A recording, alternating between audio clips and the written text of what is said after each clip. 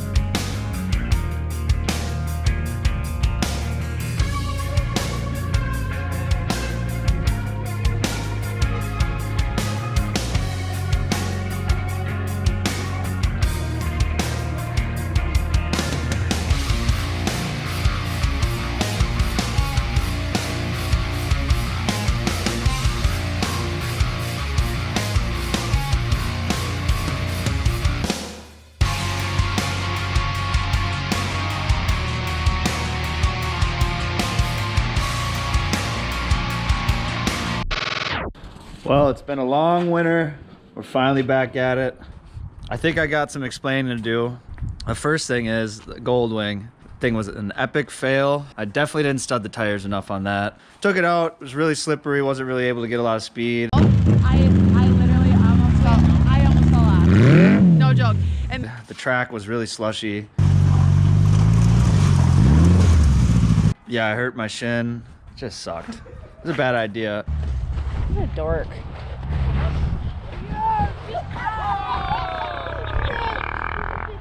I ended up selling it. So what you guys want to do when you're loading a Gold Wing, you pull it up kind of at a little bit of an angle. Fuck it. And you just lean it over like that. That's honestly the best way to load a Gold Wing. You don't have to strap it, you don't have to really do anything, you just load it up and take off. For the amount of money I spent on the Gold Wing, I probably should have just bought bars for the Road Glide or something. But anyway, pick this up. I don't know what to call her yet.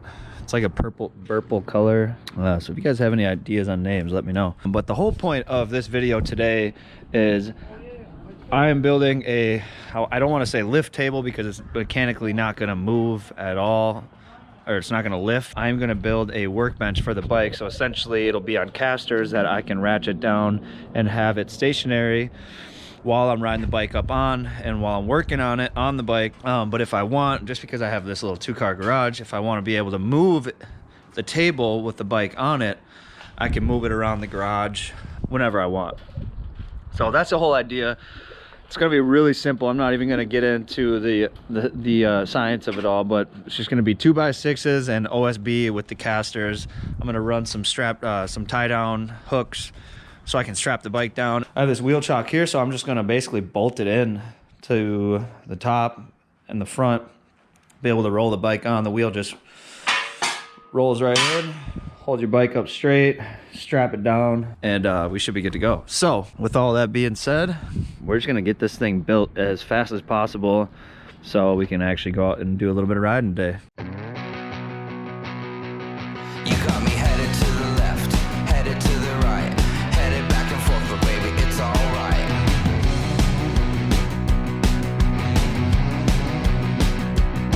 You got me going to the east, going to the west, going up and down, cause baby, you know best.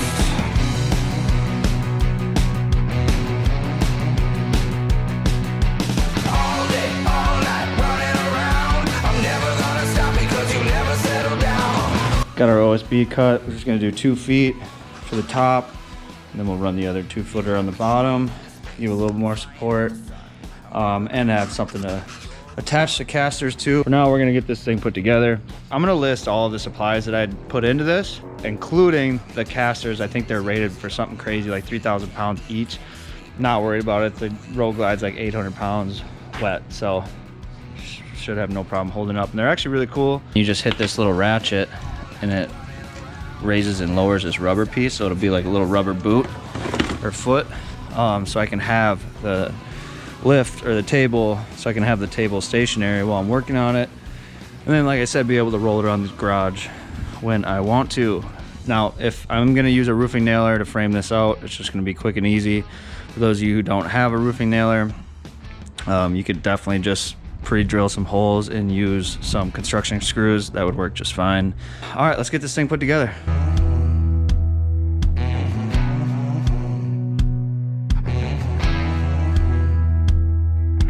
Heads up, heart attack, listen to me. You're driving me wild, got me down on my knees. All day, all night, running around. I'm never gonna stop because you never settle down.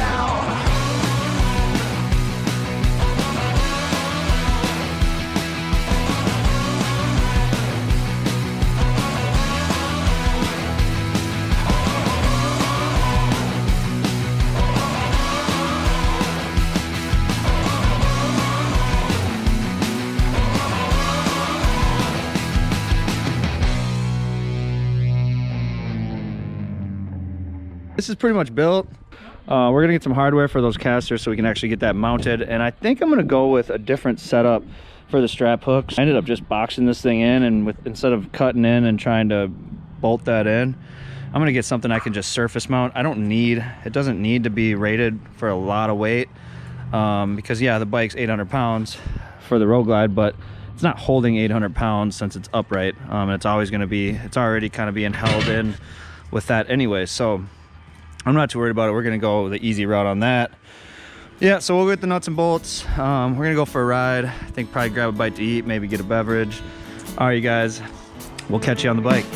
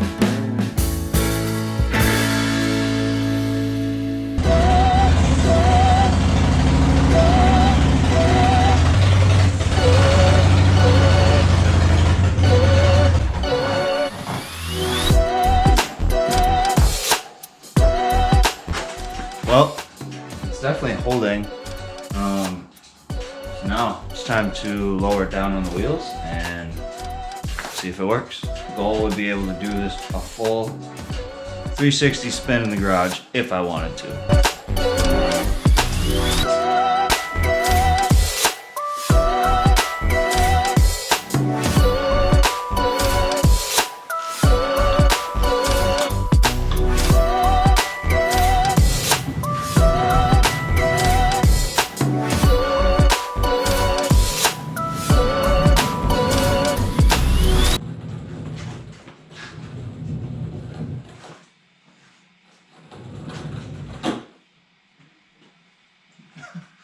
Yeah, dude.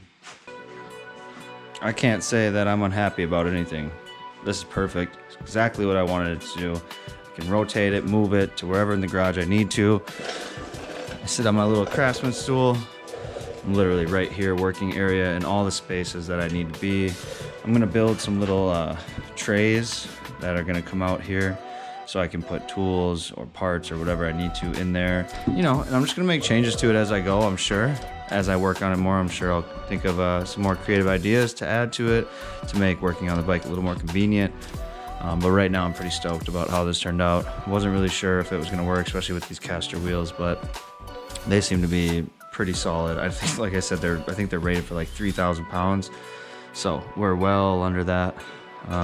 Should be overkill, which is just fine by me. Like I said, I'm gonna post a link in the description below for those casters if you guys are interested in doing this yourself. I haven't obviously worked on it yet, but I think that it's gonna be really good. And you know, like you can get the big metal ones at Harbor Freight or some of the really expensive hydraulic ones, which makes sense in some cases, but for me, I get use out of my garage. I park my truck in my garage sometimes. So let's say I have the bike all taken apart, I have wheels off of it. I can, like I said, I can move it around the garage. It's not stationary in that one spot, and then I'm trying to, you know, work around the bike. I don't think I'm gonna do any more videos on the work table itself. This is pretty much just gonna be the one and done, because now it's just gonna be taking this bike apart and getting some parts on there. I kind of have a priority list of what I'm going to be doing to it first. First things first, I'm gonna be swapping out those forward controls for mid controls. It's not the cheapest thing. I've been hoping to find somebody that would trade me their mids for my forwards. Still working on that. I'm almost getting to the point where I'm just gonna order the TC Bros mounting, because I know they do make a set that allows you to get a little more clearance on your pegs, which would be nice considering not only am I gonna be trying to stunt this bike, but I wanna be able to ride it. I mean, that's another goal, is I want a bike that I can beat the hell out of.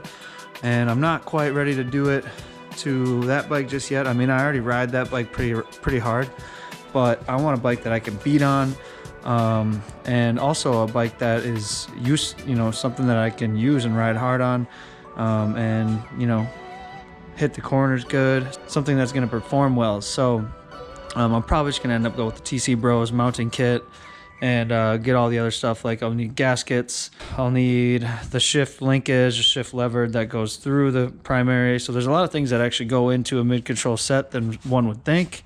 Brakes are a little bit easier. Definitely going to be, that's my #1 priority. I got the part list together, and I'll probably end up ordering that this week and get that started. Another thing that's on priority list, #2 for me, is going to be the crash bars. You know, if I'm going to be learning how to stunt, this bike's going to take a beating. I want to protect it as much as I can to try to save money and just overall save the bike and not have to worry so much about dropping the bike. It makes it a little bit easier to learn tricks without that fear of damaging your ride. So I've been looking at some crash bars. Next thing that are coming are going to be the bars and risers. I got this all as a list and a parts list, so I got a few options that I'm going with there. Probably going to go with the Biltwell and the Speed King set. We'll see how that goes. I'm not quite sure yet. Headlights fine. I can leave that. Turn signals are fine. I think I'm just going to keep all that. You know, all that little stuff I can do later. Next thing that's going to have to happen is the mag wheels. So again, I'm going to try and be efficient and do all this stuff when it makes sense to do it. But those spokes got to go. I don't want to come down on a wheelie and taco my rim or something. And then lastly, you know, one of the main priorities is going to be getting a 2-in-1 pipe. 1, so I can get a little more clearance underneath the bike there, and 2, just to get a little better performance and overall look of the bike. And those are pretty much the main things to get me to a point where I can start doing tricks on this thing. And then obviously after that, you know, we got a short list of, you know, a seat, front suspension, rear suspension, engine case, scrape pad, brake pad, front rear rotor, cam, flex audio, starter, lockup clutch. And then obviously all the little bells and whistles to make it my own and do what I want to do with it. Eventually I might get a paint job. I don't know. I'm liking the purple or burple, but we'll see once it's all together. I might want to do something different there. Lots of stuff coming for this bike, you guys. And ultimately, I'm just really excited to be doing this build series.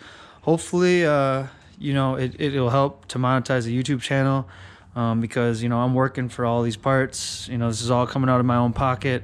I'm not endorsed by any companies. I'm not getting free parts. So this is all coming out of my pocket, you guys, and I'm hoping we get a really cool bike out of the deal. And eventually maybe I could raffle it off and start with a new bike. And it's all about just kind of getting the parts. But I'm also excited about that, meaning that there's going to be a process to this. I'm not getting anything handed to me. So I think I'm going to appreciate it even more. And it's also going to be a reflection on maybe some of you guys out there that don't have sponsorships, don't have endorsements, that are going to be, you know, if you want to do a stunt bike build, this is going to be something that you could follow along. That's going to be, you know, I'm going to be talking about pricing and the cost for all these parts, and then actually going through some of the steps to install it.